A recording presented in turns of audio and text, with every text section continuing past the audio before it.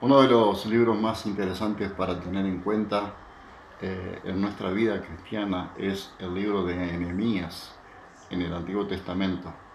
Allí este líder maravilloso y hombre de Dios indudablemente es informado acerca de la situación en la que viven sus hermanos que habían escapado de la cautividad y por Jerusalén que se encuentra bastante mal en este escenario. Por ello es que él se plantea cómo enfrentarlo y de hecho cómo salir adelante. Este hombre de Dios, que era copero del rey Artajerjes, antes de ser enviado por el mismo rey a Judá a reedificar el templo, no cae en la depresión. Por el contrario, esas noticias, en lugar de hacerle caer en la depresión, eh, su reacción es totalmente diferente. Si bien es cierto, él llora por aquello que está oyendo, pero también toma algunas decisiones que son importantes. Por ejemplo, él se dispone a ayunar y a orar para pedir dirección a Dios acerca de lo que deberá hacer. Pues si bien es cierto, uno tiene que tener en cuenta, Nehemías no estaba en el lugar de los hechos y él anhela resolver lo que viven sus hermanos allí en Judá, a él lo están angustiando. El accionar de Nehemías llama la atención del rey, ya que su puesto de copero del rey hace que no pase desapercibido a los ojos del monarca. Y es por ello que la ayuda proviene de alguien que quizás para nosotros, no conocía a Dios, pero era una persona que realmente al conocer lo que pensaba y cuál era su vida espiritual, la vida espiritual de Nehemías, le hace preguntar qué tipo de socorro necesita para la tarea de reconstrucción de los muros de la ciudad de sus padres. Luego de haber orado, el rey le provee cartas que se den a todos los gobernantes por donde tiene que pasar. Se le tienen que dar los materiales para la reconstrucción. Ahora bien, la noticia de la restauración del templo llega también a los oídos de los enemigos. Algo muy común parece, ¿no? Y los enemigos del pueblo de Dios se enojan, pues ellos no quieren lo mejor, sino que se pone de manifiesto en la oposición y en lo que así se previene también la desazón del grupo que habrá de reconstruir. La falta de ánimo es el deseo de continuar la tarea. Y estas no son únicas causas, por cierto, hay otros como el cansancio, la pérdida de enfoque, y por esta razón es que cuando las complicaciones arrecian en lo que debía realizar Nehemías, se debe haber hecho las siguientes preguntas. ¿Qué debemos hacer? ¿Cómo lo resolvemos? ¿Es práctico seguir trabajando para cambiar la situación? Nehemías observa cuáles son las causas del desánimo. Y en el capítulo 4 de este hermoso libro se encuentran las razones para ello. En primer lugar, hay pérdida de fuerza. En el verso 10 se lee que Judá dijo, las fuerzas de los trabajadores o de los acarreadores se han eh, derribado, debilitado. En el texto original dice tambaleado, vacilado, bamboleado. Y la pregunta es, Nehemías, ¿cuánto tiempo llevan trabajando? Las respuestas llegan hasta la mitad, es que llegan hasta la mitad del muro. Mas todos y cada uno de nosotros podemos estar cansados. En este tiempo que nos toca vivir podemos estar muy cansados. Por cierto, podemos estar tambaleando. y hasta vacilamos acerca de nuestra vida como cristianos. Pero saben, hemos llegado nada más que hasta la mitad del muro y debemos seguir corriendo hacia el máximo galardón, que es en Cristo Jesús. En segundo lugar, hay un problema también, la falta o la pérdida de visión. Judá dijo, y el escombro es mucho. Muchas veces nosotros vemos escombros a nuestro alrededor y es como cuando hay algo que se derriba, un muro que se derriba y hay escombros que sacar para ver si se encuentran personas que están atrapadas y se las puede salvar, o en otros casos tratar de rescatar la mayor cantidad de muertos y poder sepultarlos como corresponde.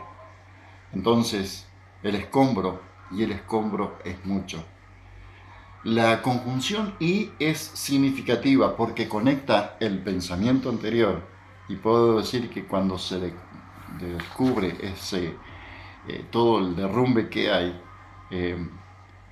se encuentran las personas que pueden haberse sobrevivido, ¿verdad?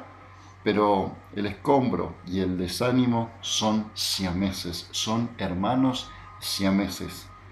Y esto representa una visión miope de la tarea que estamos realizando, porque hemos perdido la satisfacción debido a la cantidad de suciedad que hay a nuestro alrededor, lo cual crea un estado de confusión por lo que vemos. En tercer lugar, hay una pérdida de confianza, y esto es natural. Lo que más contribuye a nuestro desánimo es la pérdida de confianza. Los trabajadores de Nehemías se fatigaron y se desilusionaron, por lo cual dijeron, no podemos edificar el muro. Es como decir, bueno, no podemos seguir en nuestra vida cristiana. Y cuando perdemos las fuerzas y además la visión, es cuando a veces se produce la desconfianza y de allí el desánimo. Es nada más que al desánimo hay nada más que un paso. Los judíos habían construido el muro hasta la mitad de su altura, ¿sí? Porque el pueblo tuvo corazón para poder trabajar, pero ahora, ante lo que veían, perdieron el corazón. Y cuando se pierde la motivación es porque hay un sentimiento de vacío, y es que se piensa que no habrá de alcanzar aquello que se han propuesto cada uno. En cuarto lugar, hay una pérdida de seguridad. La causa del desánimo fue la pérdida del sentimiento de seguridad. En el versículo 11 de este capítulo 4 leemos, y nuestros enemigos dijeron, no sepan ni vean hasta que entremos en medio de ellos y los matemos y hagamos cesar la obra. Mis hermanos, esta pandemia que el poderoso Dios ha permitido que nosotros pasemos, que se desarrolle a lo largo de un año, es una de las fuentes del desánimo, ya que el enemigo ha dicho, nos meteremos entre ellos y los mataremos. Y esto ha pasado indudablemente. Hay gente que a nuestro alrededor, amigos, familiares, han muerto como consecuencia de esta pandemia. Y los mataremos en el momento menos pensado. Lo haremos de modo rápido. Para muchos ha sido rápido, para otros lento, pero así ha sido. Y esto indudablemente hace que nosotros perdamos seguridad, perdamos confianza, nos desanime. Y esto sucede con nuestra vida diaria, el trabajo, la economía, ¿sí? La vivienda, la vida. Con solo perder una de ellas, entonces allí nos desanimamos y de modo inmediato. En esto nosotros tenemos que tener en cuenta que cuando hay un cambio, a nosotros se nos produce inseguridad de manera inmediata. Es una señal de parte de Dios que algo nuevo habrá de hacer. Como cuando habla a través del profeta Isaías y dice, he aquí, yo hago cosa nueva, pronto saldrá a luz. ¿No la conoceréis? Otra vez abriré camino en el desierto y ríos en la soledad. Isaías 43:19. Mi hermano, mi hermana, es posible que cada uno de nosotros estemos ante algo totalmente nuevo que nos habrá de dar un mayor gozo en nuestras vidas y posiblemente en los mejores años de nuestra vida. Para tratar el desánimo, Nehemías tomó 5 pasos importantes para combatir las acciones que acometía Satanás. Primero, unir esfuerzos hacia una meta. Puso detrás del muro, en los espacios abiertos, a las familias con sus espadas y sus arcos. La espada que cada uno de nosotros puede empuñar y que conocemos es la misma palabra de Dios, pues la misma es cortante y es con la que podemos vencer a nuestro enemigo. Jesús lo hizo cuando, estando en ayuno, allí en el desierto, y fue tentado por el diablo. Y la respuesta fue que no solo de pan vivirá el hombre, sino de toda la palabra que sale de la boca de Dios. Por ello debemos conocer muy bien la palabra de Dios, porque hoy no combatimos contra carne y sangre, sino contra las huestes espirituales de maldad en las regiones celestes. No olvidemos que el diablo conoce la existencia de Dios y tiembla, pero si nosotros vivimos desarmados, seremos derrotados. Nehemías detuvo toda la obra para poder recomponer el muro. Y hay una hermosa ilustración al respecto. Las abejas, cuando deben reparar el panal o hacer otro nuevo, unen sus patitas unas con otras en una especie de cadena y se juntan, ¿sí?, para hacer un panal nuevo. Y lo que van haciendo, lo van reparando o lo van haciendo nuevo. Por eso es que juntarse es un comienzo. Seguir juntos es un progreso y trabajar juntos es un éxito asegurado por el Rey de Reyes. La segunda acción que toma Nehemías fue dirigir la atención hacia Dios, hacia el Padre Celestial, porque los obreros tenían su vista puesta donde, en los escombros. Muchas veces nosotros hasta podemos pensar, nos miramos el ombligo y nos duele la situación que nos toca vivir, pero no podemos, no debemos mirar los escombros. Y debemos recordar que cada una de las cosas que el Señor ha dicho a lo largo de la palabra de Dios, otra vez lo veo que nos dice el profeta Isaías, Él guardará en completa paz a aquel cuyo pensamiento en ti persevera, porque en ti ha confiado. Confiad en el Señor perpetuamente. También el mismo Espíritu Santo nos habla a través del apóstol Pablo cuando nos dice, por nada estéis afanosos. Debemos recordar que Él es quien nos da la fortaleza y Él es lo más grande que debemos tener para nuestras vidas. Debemos recordar la grandeza de Dios en nuestras vidas. Hoy lo tenemos en cuenta la grandeza de Dios en cada una de nuestras vidas. Es posible que cuando miramos las estrellas o cuando nos encerramos a solas para estar en la misma presencia de Dios, nosotros muchas veces podemos llegar a tener en cuenta esa maravillosa grandeza de Dios. En tercer lugar, mantener equilibrio entre los pensamientos y las acciones. Nehemías estimuló a los judíos a mantener el equilibrio. Los llamó a la acción, sí. Les ordenó, saquen las espadas, ¿sí? Peleen por sus hermanos, por sus hijos, por sus mujeres, ¿sí?, y por sus casas. Mis hermanos, hoy tenemos una lucha sin cuartel, ya que debemos pelear por nuestros hermanos en la redondez de la tierra. Hay muchos que están siendo perseguidos, asesinados, torturados por causa de su fe en Jesucristo. Alguien puede pensar que no debemos pelear. Sí, es verdad, no debemos pelear, Pero si bien es cierto debemos construir muros, también debemos estar con la espada en la mano, lista para combatir por nuestra fe. En cuarto lugar, determinó un sitio de reunión. Nehemías, en su cuarta decisión, provee un lugar de reunión. En los versos 19 y 20 del capítulo 4 leemos: y dije a los nobles y a los oficiales y al resto del pueblo: la obra es grande y extensa, y nosotros estamos apartados en el muro, lejos de los otros, en el lugar donde oyereis el sonido de la trompeta. Reuníos allí con nosotros. Nuestro Dios peleará por nosotros. De acuerdo a esto, leemos que nos dice que era un sonido de trompeta, pero también un principio: no pelear solos. Este principio sigue teniendo validez en la actualidad.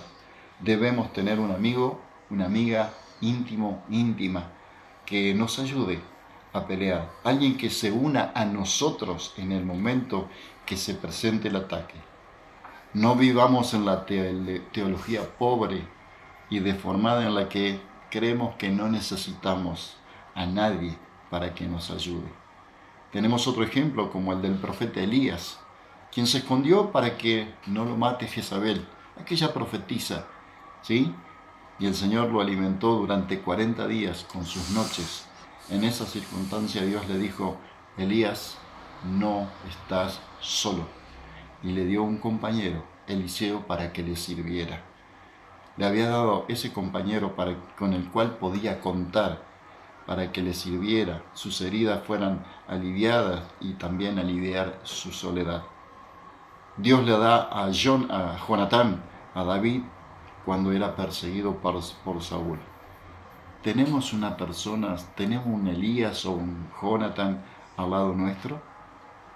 Busquemos a quien nos ayude en los momentos de dificultad, para que nos acompañe y se preocupe por nuestras necesidades, para que nos sirva como punto de reunión. En quinto y último lugar, desarrollemos un ministerio de servicio a otros. Este quinto y último paso le sirvió a Nehemías para disipar el ánimo. En los versos 21 y 22 nos dice que continuaron la obra, pero esencialmente les dijo: necesitamos ayuda. La pregunta es: ¿estamos comprometidos en servir a otros? ¿Cuánto tiempo pasamos sirviendo a otros o nos vivimos mirando al ombligo? Debemos observar lo corta que es nuestra vida, ¿sí? Y la de otros. ¿Quieres saber cómo es sentirse útil o inútil cuando estamos jubilados? Miren, cuando estamos jubilados y no tenemos nada que hacer, tenemos otras cosas que hacer, a otros que atender para ayudarles, porque realmente así debemos preocuparnos de los demás, sirvamos, ministremos. Hay otros que lo necesitan. Es por este medio que el temor y las exageraciones negativas desaparecen. Y allí, cuando hay situaciones negativas, crecen los gérmenes, se multiplican, nos dañan y nos matan de a poco. Entonces de allí salimos corriendo, ¿sí? Y nos escondemos y llegamos a ser inútiles, y por ende somos derrotados. Somos presa fácil del enemigo. Puede ser difícil, sí, manejar el desánimo, pero no imposible. No es una enfermedad mortal. Es tiempo que nos ocupemos de los demás, para que de esa manera realmente lleguemos a ser útiles hasta el último momento, hasta el último suspiro de cada una de nuestras vidas. Mis hermanos, aprendamos la lección de lo que ocurrió en tiempos de Nehemías.